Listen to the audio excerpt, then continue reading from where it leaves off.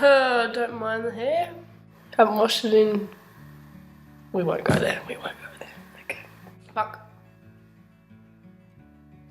I put my beanie on.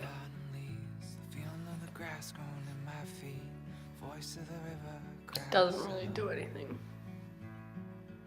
Looks shit either way. You'll just keep it on. And I just got a fucking message. Great. Don't get distracted. I feel like I really found myself over the past year or two, and I have so much to document that I just really do not want to forget, and I want to remember what right now is like. And I wish I started doing this when I was like 14, because I remember feeling like I was the only one going through what I was going through when I was that young. But you're not. We're obviously not. Everyone goes through pretty much the same process, but when you're young, you just want people there telling you that it's okay. I have so many thoughts that don't get the chance to run loose outside of my brain, so I kind of just wanted somewhere to put them so they have somewhere to go. Even if no one listens, at least they're kind of out of me and it's released. I'm sure you'll learn a lot about me if I keep doing these, but one thing about me is that I'm a pretty private person. You probably will not get this from watching these, but yeah, I like to keep things to myself. I always have, and I was scared of doing this because it would be putting myself out there in a huge way, and I didn't really want people to see too much of me and think they know me through a video, through one fucking video. But you know, if I like doing these and if I help people, why the fuck not continue purely based on me wanting to keep my privacy? Like, even if I keep doing these videos, you are not going to know me personally unless you know me personally. So this wasn't the first video that I had in mind, but I thought I'd just give you a bit of background. I hate when everyone says that like being gay isn't a big deal, blah blah blah, relax, blah blah blah. Like, you don't want it to define you. Like, you don't want it to define you. Why can't I say define? You don't want it to define you, but it kind of slips out because it's such a big part of your life that it kind of does define you, and it was a turning point. I tell everyone this, but I remember sitting watching Time in my lounge room, the newer version with like Rachel McAdams and Eric Bana, and they were like about to kiss or whatever, and I was picturing myself as Eric Bana. Like, I didn't want to be Rachel, I wanted to be Eric. Like, I didn't want to kiss him, I wanted to kiss her. Like, I wanted to touch her how he was touching her, and I was looking at her and the way she moved and reacted to his actions, and a light bulb kind of went off, and I was like, wait, I could not be gay, could I? No, I'm not gay. Fuck that. This is when I was like 15, mind you. At this point, even the thought of liking girls scared the absolute fuck out of me. I remember thinking, I can't do this right now. I don't want to deal with this. Let's push it back and whatever. I'll think about this later. Later came, and here we have year 11. I would look at my female teachers and athletes and actresses and literally fall in love with them. I didn't really hide it, I guess. I just claimed them to be girl crushes rather than lesbian crushes. It honestly didn't even really click to me. I like went on dates with guys, I kissed guys, many guys, like from when I was 13 to, I don't know, yonks ago. Flirted with guys. I guess I felt normal doing it because all my friends were doing it, so, but there was never any feelings there, ever. I moved schools with a bunch of girls in year 11 from the school I was at, and I became really close with this girl. As we got closer, we kind of shared, sorry, I'm just like itching my back. As we got closer, she kind of shared some experiences that she had had with another girl in our year. And I was really intrigued because it was the first time that I was talking to someone who kind of been with a girl, had an experience that I was kind of thinking about, like dreaming about. I guess it was around this time that I started to become like okay with those feelings that I had had while watching that fucking movie. I shared my first girl-on-girl kiss with this girl, and needless to say, it kind of cemented my feelings of being edited. Once this happened, I kind of backtracked this shit to primary school, and I realised that I had the biggest crush on my year 7 music teacher, and I only did band because she was the teacher. band was like after school extra fucking music. Yeah. I was obsessed with Drew Barrymore when I was younger, and I didn't even realise that that was why. I would like stare at photos of her and yeah, didn't quite catch on. My psychology teacher, my tourism teacher, I remember the day I first came out to anyone properly, other than that girl. We were playing tennis and we decided to run a few laps of the courts afterwards. We were like, all right, let's do 10 laps. We got to lap 6 and I was like, fuck, I've got to tell her, I have to tell her. A wave just overcame me, like all these thoughts building, I couldn't hold it in any longer. So we finished these laps, we sat down, and I remember it clear as day. I said, I don't like boys, eh? And she said, at all? And I was like, she was like, I knew. I bawled my eyes out and we just talked for like an hour about expectations and growing up and all that scary shit that you're afraid of.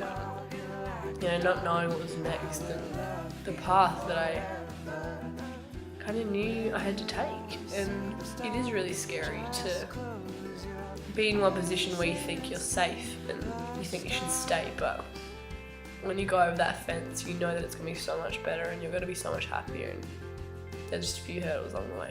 The scariest part was I just couldn't see a finish line for me. You know, I hadn't started the race yet, let alone could see those landmarks, 100 metre, 200 metre, 300 metre. I couldn't see. I didn't know what my points were. I didn't know when was going to be when. I didn't know what was going to be what. It's scary as shit not to be able to see your future and see what's going to happen. But that's the most beautiful thing about life, because you can't expect anything. It was like the domino effect. I came out to one person, I just kept going. I came out to all my friends, pretty much everyone, except my family. One weekend I had someone stay in my bed, and she was a girl, obviously. You know, I said she was a friend of a friend who just needed a place to stay, but I think we all knew that she wasn't. The week after that, my dad had his birthday lunch. And before we went, my mum kind of confronted me and was like, oh, was that girl that stayed here last weekend a lesbian? And I froze.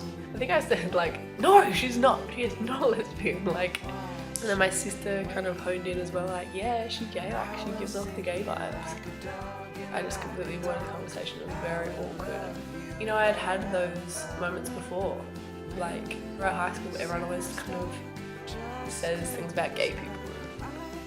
You're like, before lunch, all these feelings were rattling inside me, like about this girl that stayed, and like my parents, my family kind of getting curious, and I could not take it anymore. It was so heavy, it was such a weight on my heart.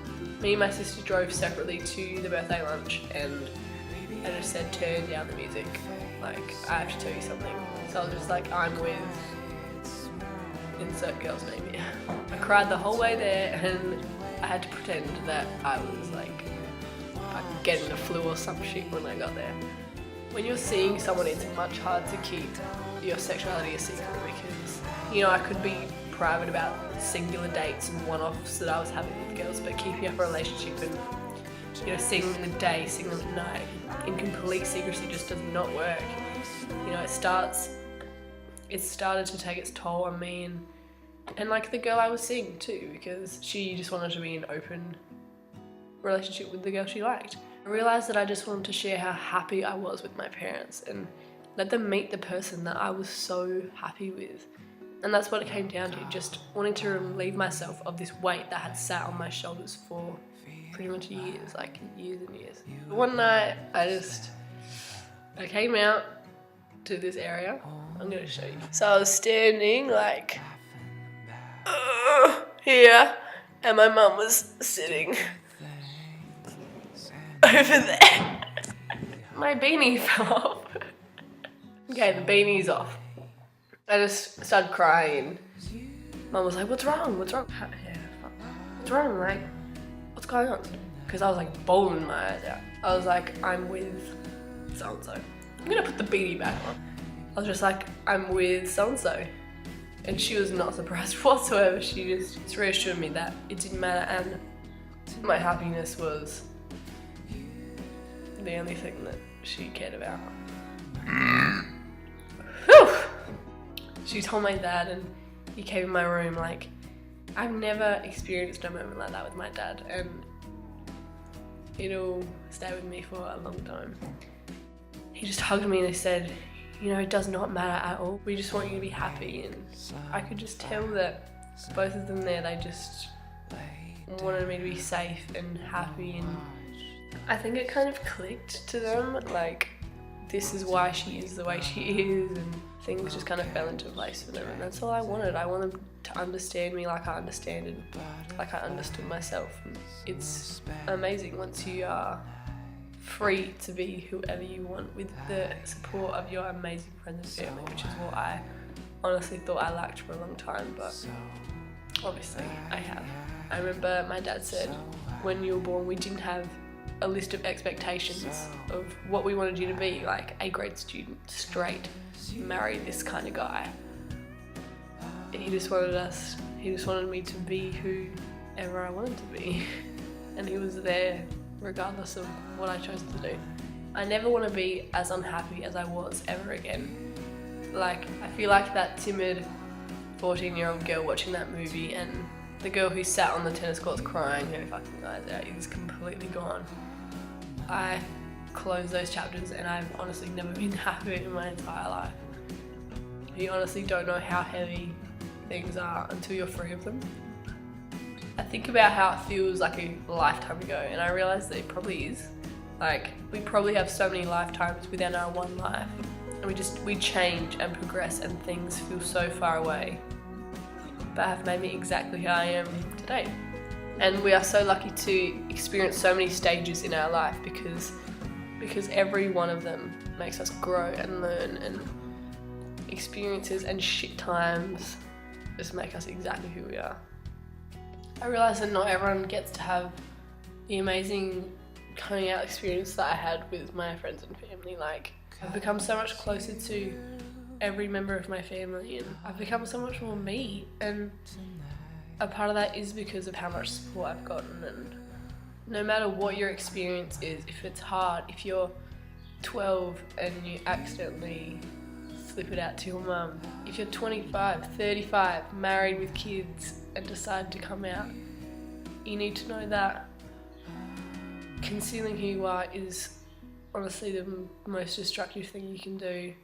I can only try to tell you how much of a waste of time that is. And it may not be convenient or what you expected or when you expected, but this is life. I want to get to my 20s, my 30s, and still be hiding who I am and living a lie.